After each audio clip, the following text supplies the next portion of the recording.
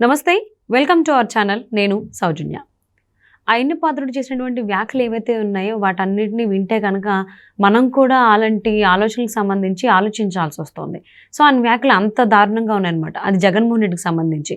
So ఇదే మాటలు చాలామంది కూడా వ్యక్తం చేస్తూ ఉన్నారు జగన్మోహన్ రెడ్డి పైన. మరి ఈ అంశానికి సంబంధించి నిజంగానే షర్మిలకి ప్రాణహాని ఉందా, అసలు ఏమై ఉండొచ్చు? సో మరి అంశానికి సంబంధించి మనతో మాట్లాడడానికి, వారి విశ్లేషణను మనతో పంచుకోవడానికి ఈరోజు మనతో పాటు ఉన్నారు సీనియర్ పొలిటికల్ అనలిస్ట్ రాజేష్ అప్పసాన్ గారు ఉన్నారు. వారితో మాట్లాడదాం. నమస్తే అండి. అయిన పాత్రుడు చేసినటువంటి వ్యాఖ్యలు ఏవైతే ఉన్నాయో షర్మిలకు సంబంధించి తనకి సెక్యూరిటీ పెంచాలి అని, ముఖ్యంగా జగన్మోహన్ రెడ్డికి సంబంధించి ఆయన వ్యాఖ్యలు చేశారు. సో ఒకసారి అంటే ఆ మాటలు విన్నాక ఆలోచిస్తే నిజంగా జరగచ్చేమో, ఆ రకంగానే జగన్మోహన్ రెడ్డి చేస్తాడేమో అన్నట్టుగా అందరికీ ఆ ఆలోచన, ఆ భావనలోకి వెళ్ళిపోతూ ఉన్నాం. సో నిజంగానే జగన్మోహన్ రెడ్డి అంత దుర్మార్గుడా? ఆయనకి ఎదగేటి దారిలో ఎవ్వరడ్డొచ్చినా, అది బాబాయ్ కానీ, తల్లి కానీ, చెల్లి కానీ, ఈవెన్ తండ్రి అనేది మనం ఇంకా చెప్పలేము.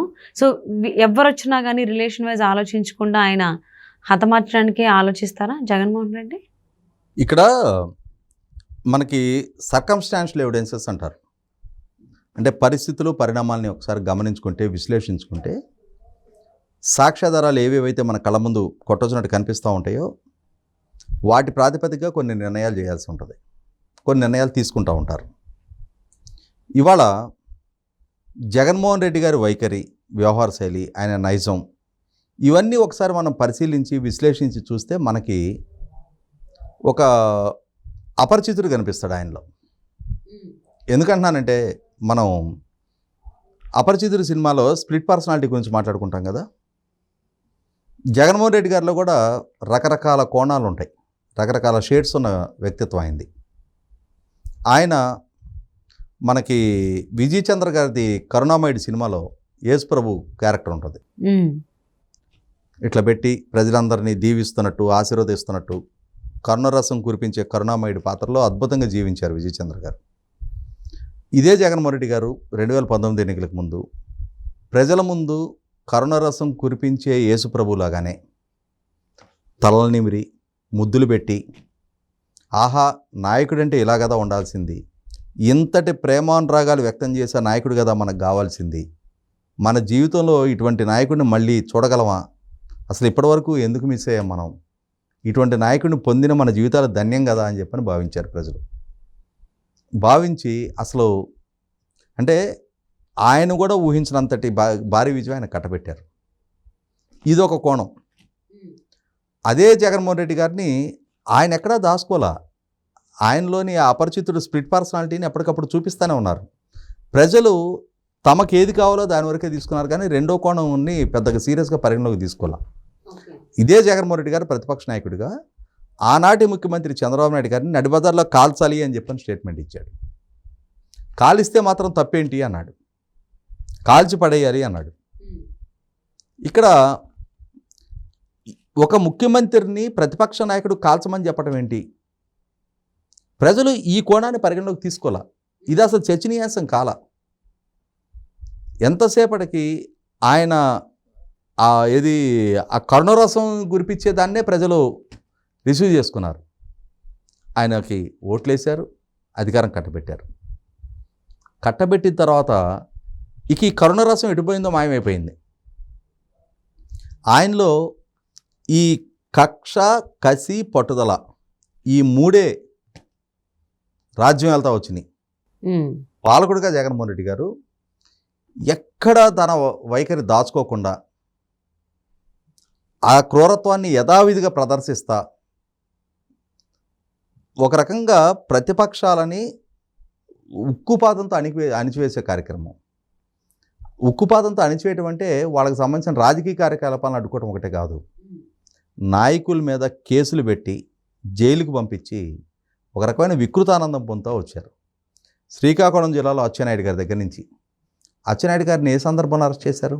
ఆయనకు పైల్స్ ఆపరేషన్ జరిగిండి హాస్పిటల్ నుంచి డిశ్చార్జ్ అయ్యి ఉన్న ఆయన్ని బలవంతాన శ్రీకాకుళం నుంచి గుంటూరు వరకు తరలించుకొచ్చారు.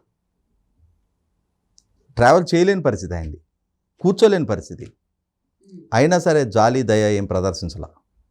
అక్కడి నుంచి మొదలుపెట్టి శ్రీకాకుళం జిల్లాలో కోన రవికుమార్ గారి దగ్గర నుంచి ఆఖరి గౌ శిరీష్ని కూడా సోషల్ మీడియా కేసులో విచారణకు పిలిపించి విశాఖపట్నం జిల్లాలో పల్లా శ్రీనివాస్ గారి దగ్గర నుంచి, ఈస్ట్ గోదావరిలో నల్లబెల్లి రామకృష్ణారెడ్డి గారి దగ్గర నుంచి, వెస్ట్ గోదావరిలో చింతమనేని ప్రభాకర్ గారి దగ్గర నుంచి, దేనేని ఉమా, కొల్లు రవీంద్ర, ఇట్లా గుంటూరు జిల్లాలో దూడిపల్లి నరేంద్ర గారు, ఒక్కొక్క జిల్లాలో ప్రతి జిల్లాలో కీలక స్థానాల్లో ఉన్న నాయకులను అరెస్టులు చేశారు.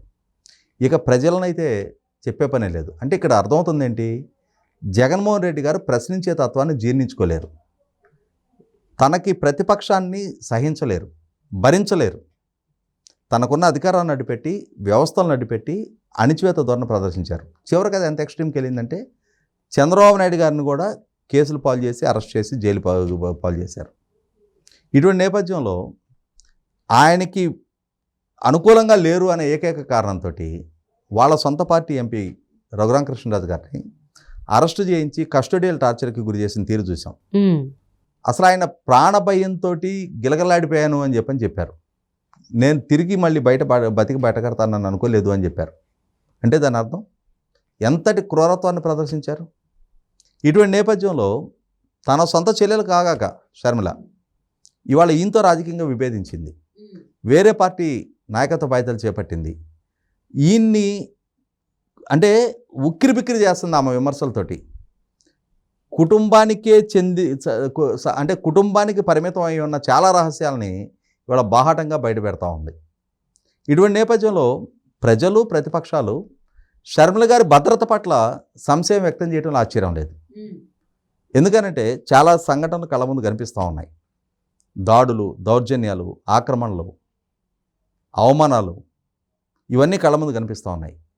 షర్మిల గారి మీద ప్రస్తుతం మాటల దాడి జరుగుతూ ఉంది, సైబర్ వారు నడిపిస్తూ ఉన్నారు, వ్యక్తిత్వహానాన్ని పాల్పడుతూ ఉన్నారు. ఇటువంటి నేపథ్యంలో మనకు సహజంగా ఉన్నాయి కదా, సామధాన భేద దండోపాయాలు అంటారు. ఏ మార్గానికి ఆమె లొంగలేదు, ఆమె పోరాట పందా విరమించుకోలేదు, ఆమె వైఖరి మార్చుకోలేదు, ఆమె విమర్శలు జడివాన తగ్గలేదు. వీళ్ళు కూడా మోతాదు పెంచుకుంటూ వెళ్తారు. ఈ భయాన్ని అయ్యన్న పాత్రుడు గారు వ్యక్తం చేయడం జరిగింది. వీళ్ళ నైజం ఇది, వీళ్ళ నేర స్వభావం ఇది, వీళ్ళకున్న ఫ్యాక్షన్ నేపథ్యం ఇది, వీళ్ళ కుటుంబానికి ఉన్న నేర చరిత్ర ఇది. ఇటువంటి సందర్భంలో ఇంతగా ఘాటు విమర్శలు ఎక్కువ పెడతా ఉన్న షర్మిల జీవితానికి భద్రత లేదు, ఆమె ప్రాణాలకు ముప్పు ఉంది అని చెప్పని ఆయన భావం వ్యక్తం చేయడం జరిగింది. 100% సత్యం ఇది. ఎందుకనంటే వివేకానంద రెడ్డి గారి కేసులో ఇదే షర్మిల గారు సిబిఐకి ఒక వాంగ్మూలం ఇవ్వడం జరిగింది. వివేకానంద రెడ్డి గారి హత్య రాజకీయ హత్యగానే పరిగణించాలి, కడప పార్లమెంటు స్థానం అభ్యర్థిత్వాన్ని అవినాష్ రెడ్డికి ఇవ్వడాన్ని ఆయన విభేదించారు. జగన్మోహన్ రెడ్డి గారి దగ్గరే అయితే విజయలక్ష్మి గారికో, అయితే షర్మిల గారికో, లేదంటే తనకివ్వమన్నారు, అంతేగాని అవినాష్ రెడ్డికి ఇవ్వడానికి వీల్లేదు అని అడ్డు తగిలారు అని చెప్పని షర్మిల గారే సిబిఐకి స్వయంగా వాంగ్మూలం ఇవ్వడం జరిగింది. ఈ నేపథ్యంలో జరిగిన హత్యే, దీనికి ఉన్న మోటివ్ అదే అని చెప్పని ఆమె స్పష్టం చేస్తున్న దృష్ట్యానే ఇవాళ జగన్మోహన్ రెడ్డి గారు అభిష్టానికి వ్యతిరేకంగా ఏదైనా ఒక నిర్ణయం తీసుకున్నారు అని అంటే ఎదురు కాబోయే పరిస్థితులు, పరిణామాలు ఏంటి అనేది వివేకానంద రెడ్డి గారి హత్య రూపంలో కళ్ళ ముందు కనిపిస్తున్న దగ్గర ఆయనే స్వయంగా ఆ హత్య కేసు అక్యూజ్డ్గా అని చెప్పని సిబిఐ ఎవరెవరినైతే నిర్ధారిస్తుందో వాళ్ళ తరపున వకాల్తా తీసుకొని ఇవాళ వాళ్ళ సొంత రాజ్యసభ సభ్యుడి చేత, నిరంజన్ రెడ్డి చేత ఆ కేసులో వాదింపజేస్తున్న తీరు చూస్తేనే, అదే సందర్భంలో తన ఆధ్వర్యంలో పనిచేస్తున్న పోలీస్ డిపార్ట్మెంట్ ద్వారా వివేకానంద రెడ్డి గారి కుమార్తె మీద, అల్లుడి మీద, సిబిఐ అధికారుల మీద కూడా కేసులు నమోదు చేస్తున్న తీరు చూస్తేనే 100% జగన్మోహన్ రెడ్డి గారు హత్య కేసు ముద్దాయిల్ని కాపాడటానికి చూపించే శ్రద్ధ, పట్టుదల, హత్య కేసు బాధితురాలు అంటే హత్య కావింపబడ్డ వివేకానంద రెడ్డి గారి సొంత కుమార్తె డాక్టర్ సునీత గారు, జగన్మోహన్ రెడ్డి గారి చిన్నాన్న కుమార్తె, అంటే వైఎస్ రాజారెడ్డి గారి ఇంటి ఆడపిల్ల, ఆ ఆడపిల్ల వ్యక్తిత్వహనానికి పాల్పడుతున్న తీరు చూస్తేనే 100% గత 4-5 రోజులుగా షర్మిల మీద జరుగుతున్న వ్యక్తిత్వహనపు ట్రోలింగ్ చూస్తేనే జగన్మోహన్ రెడ్డి గారి వైపు నుంచి ఆ ఇంటి ఆడపిల్లలకు భద్రత లేదు అనేది స్పష్టమవుతూ ఉంది.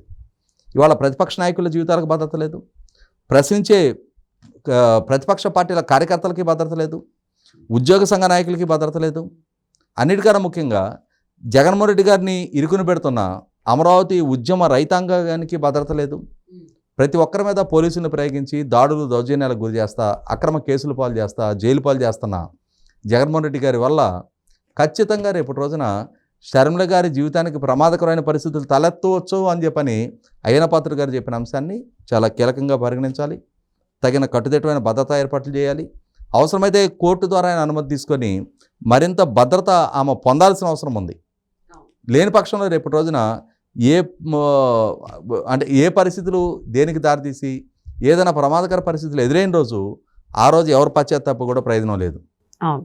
సో ఇన్ని సంవత్సరాలైనా జగన్మోహన్ రెడ్డి గారి బాబాయ్ వివేకానంద రెడ్డి గారి హత్య కేసు ఎలా అయితే కొలికి రాకుండా ఉందో, ఇన్ కేసు అలా జరిగితే షర్మిల కేసు కూడా అలానే ఉంటుంది. సో అలాంటిది మళ్ళీ రిపీట్ అవ్వకుండా ఆవిడ సెక్యూరిటీ పెంచుకుని సేఫ్గా ఉండాలని కోరుకుందామని. And thank you so much for spending your valuable time with us, Rajesh గారు.